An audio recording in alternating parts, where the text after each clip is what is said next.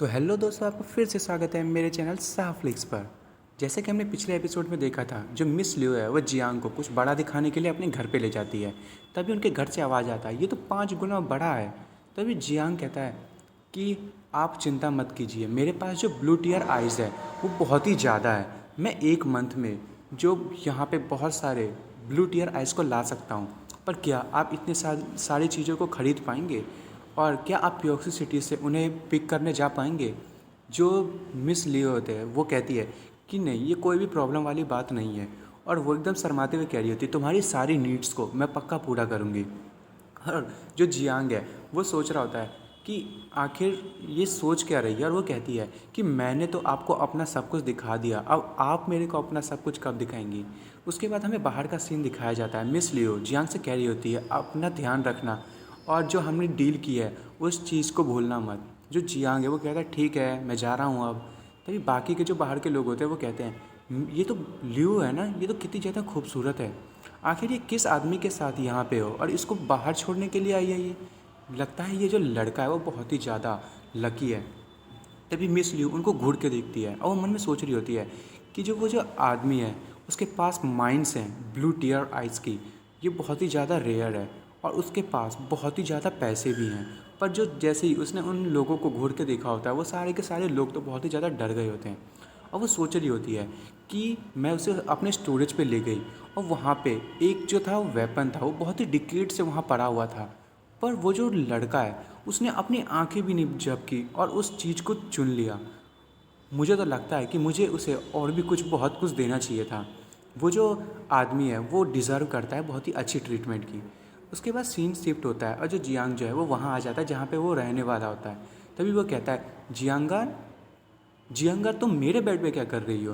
और जियांगर अपनी नींद में ही कह रही होती है, मैं आपके बेड को गर्म कर रही हूँ। और वो कहती है कि मास्टर, आप मुझे बेकार में परेशान मत कीजिए, आप कोई और औरत को अपनी ज़िंदगी में नहीं ला सकते। जियांग मन में कह रहा होता है, बेकार में मैंने 2 रूम्स को बुक किया, ये तो मेरे ही कमरे में सोई हुई है।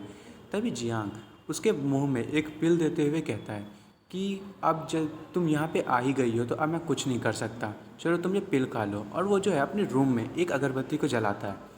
और दोस्तों, इस अगरबत्ती का राज हमें थोड़ी देर बाद पता चलेगा। जो जियांग है वो उस वेपन को जो वो अपने साथ लाया है उसे देख के कह रहा होता है, आज की जो ट्रिप थी वो बहुत ही ज़्यादा अच्छी थी, मैंने एक बहुत ही अच्छा वेपन पाया है।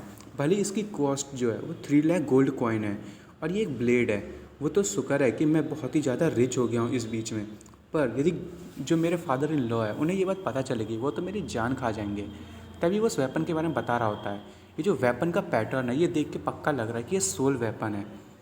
मैं मानता हूँ कि इसकी कॉस्ट जो है वो 3 लाख गोल्ड कॉइन्स होनी ही चाहिए। और ये जो है वो बहुत ही ज़्यादा अच्छा लुक है और इसकी जो पावर लेवल है वो भी बहुत ज़्यादा है। इसको यदि मैं चैनलाइज कर लूँ अपनी सोल के साथ तो ये बहुत ही ज़्यादा खतरनाक वेपन बन सकता है। इसका जो स्ट्रक्चर है वो बहुत ही ज़्यादा तेज़ है और ये स्पीड भी इसकी बहुत ज़्यादा तेज़ होगी और पावर की तो आप लोग पूछो ही मत। तभी वो मन में कहता है कि मैं तो कंट्रोल नहीं कर सकता कि मैं इस ब्लेड का कब यूज़ करूँगा, ये मेरी ज़िंदगी का सबसे बड़ा कार्ड होगा। तभी जियांग के डोर पे कोई जो है वो नॉक करता है। जियांग कहता है, आखिर कौन है? तभी वहाँ से कहता है कि मैं आपको सर्व करने के लिए आई हूँ। और जियांग जो है वो मन में कहता है, आखिर तुम आ ही गई। और तभी हमें उस लड़की को दिखाया जाता है। वो कहती है, तुम तुम तो वही जेंटलमैन हो जो वहाँ से जा रहे थे उस दिन। जो जियांग है वो कहता है, तुम वही लड़की नहीं हो जिसे वहाँ पे मतलब बेचा जा रहा था? तभी वो लड़की है वो कहती है कि हाँ, मैं वही हूँ, मेरा नाम निंग है और तुमने मुझे नहीं खरीदा, इसके चक्कर में मुझे एक बहुत ही गंदे आदमी को बेच दिया गया। अब वो चाहता है कि मैं लोगों को सर्व करूं और यदि मैंने आज रात को कस्टमर नहीं उनके लिए गेन कर पाए तो वो मुझे बहुत ही मारेंगे। प्लीज़ सर, मेरी मदद कीजिए। जियांग कहता है, ठीक है फिर तुम अंदर आ जाओ, अब मुझे माफ़ कर दो कि मैंने उस सिचुएशन को ढंग से रियलाइज़ नहीं किया। तभी वो लड़की कहती है, थैंक यू सर। और वो मन में सोच रही होती है कि मैंने इसके मन में गिल्ट डाल दिया है और आजकल के जो मैन है यदि उनमें थोड़ा सा भी गिल्ट डाल दिया जाए तो वो तो तुरंत ही लड़की के चंगुल में आ जाते हैं। तभी वो जो लड़की है वो देखती है कि वहाँ पे एक अगरबत्ती जल रही होती है, उसमें से बहुत ही अच्छा स्मेल होता है।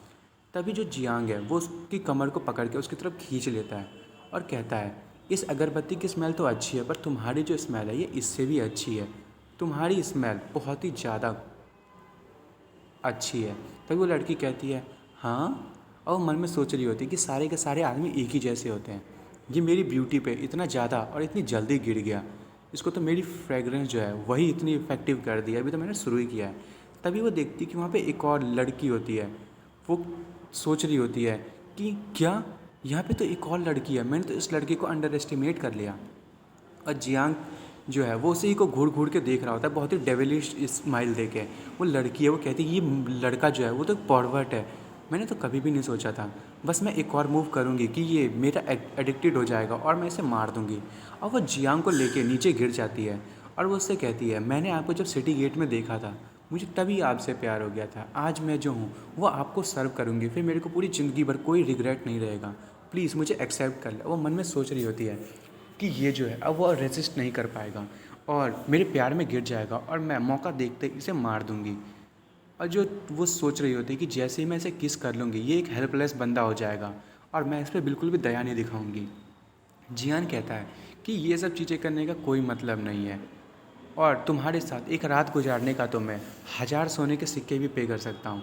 तभी वो जो लड़की है वो कहती है कि आखिर ये फंस ही गया, और वो कहती है सर आपको चिंता करने की ज़रूरत नहीं है। तभी वो अपने हाथों का इस्तेमाल करते हुए उसके गले पे मारने वाली होती है जियांग के। वो कहती है कि अब जाओ और हेल में जाके मरो।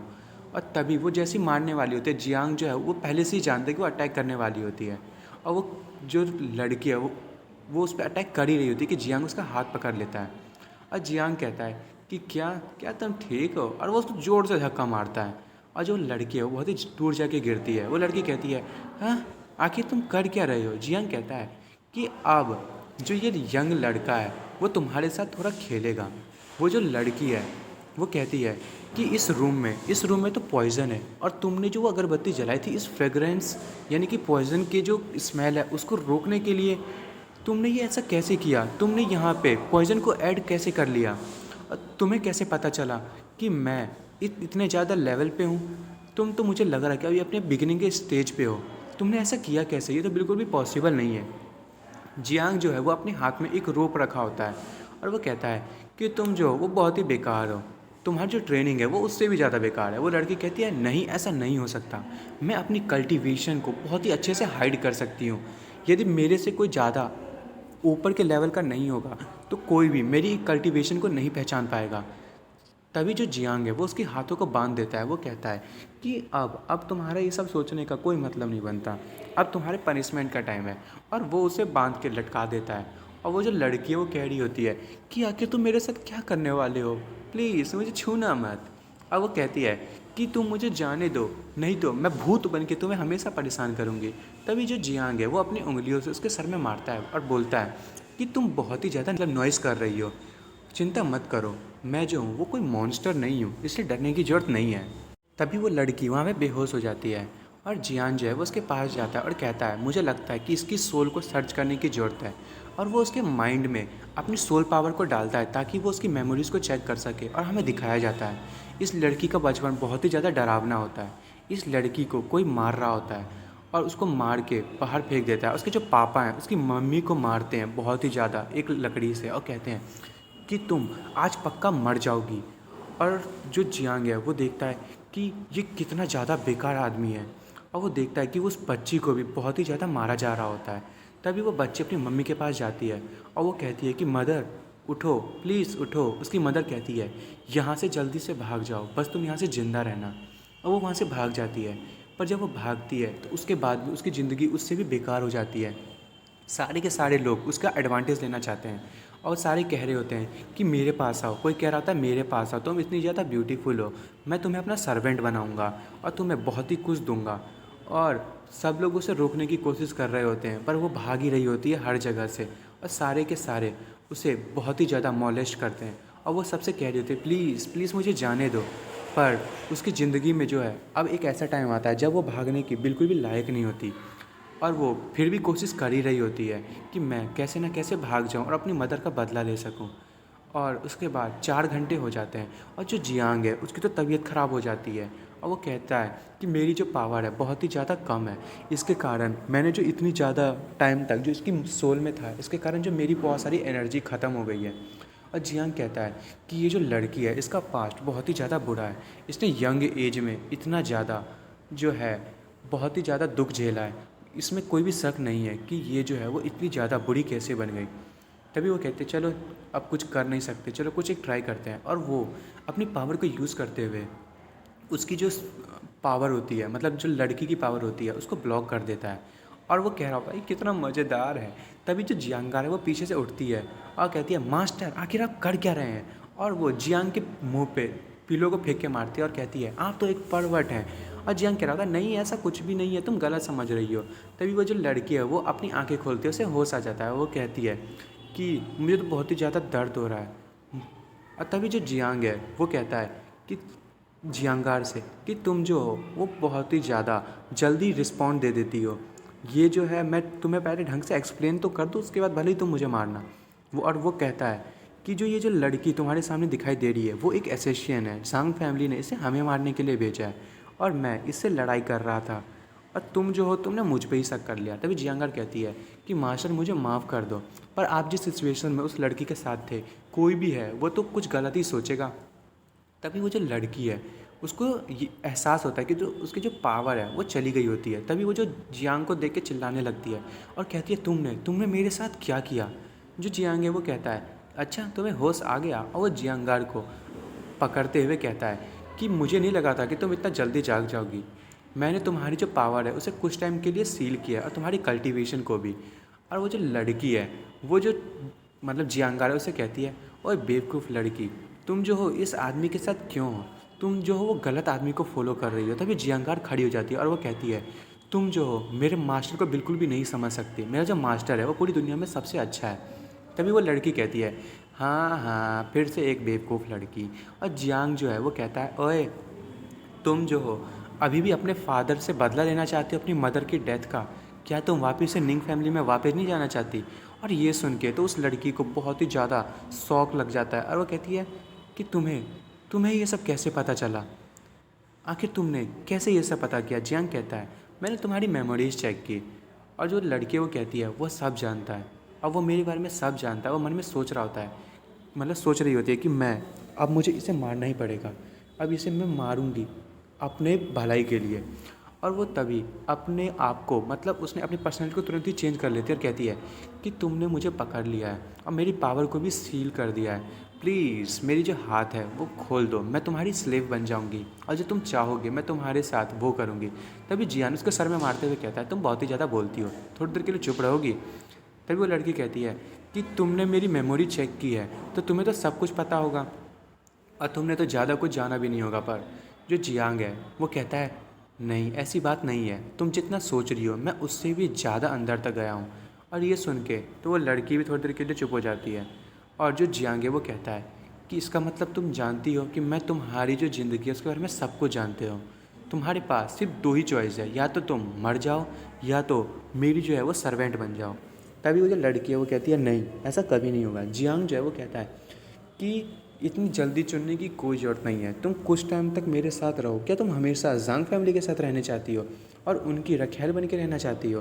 वो लड़की कहती नहीं मैं ऐसा नहीं चाहती।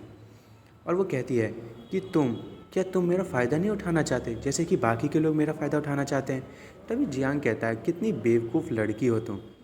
और वो उसकी जो रस्सियाँ होती है उसको काट देता है और वो जो लड़की है वो नीचे गिर जाती है।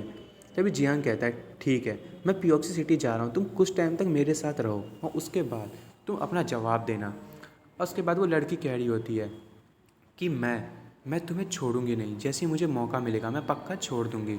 जो जियांग है वो उससे कहता है कि मैं तुम्हें प्रॉमिस करता हूँ तुम मेरे साथ सिर्फ 10 साल तक रहो और मैं तुम्हें बहुत ही ज़्यादा ताकतवर बना दूंगा, मतलब तुम्हारे जो पापा हैं तुम उसे भी मार पाओगी। और वो जो लड़की है वो सोच रही होती है कि मुझे किसी भी आदमी पे भरोसा नहीं है, पर जिस हिसाब से ये कह रहा है मुझे इस पर भरोसा करना ही पड़ेगा, मेरे पास और कोई अपॉर्चुनिटी भी नहीं है। जैसे ही मुझे एस्केप का रास्ता मिलेगा मैं तुरंत ही भाग जाऊंगी। तो दोस्तों अब मैं इस एपिसोड को यही ख़त्म कर रहा हूँ। अब अगले एपिसोड में देखेंगे कि जियांग क्या करने वाला है। और दोस्तों आपको मेरी वीडियो पसंद आई हो तो प्लीज़ मेरी वीडियो को लाइक एंड सब्सक्राइब करना ना भूलें। Thank you for watching.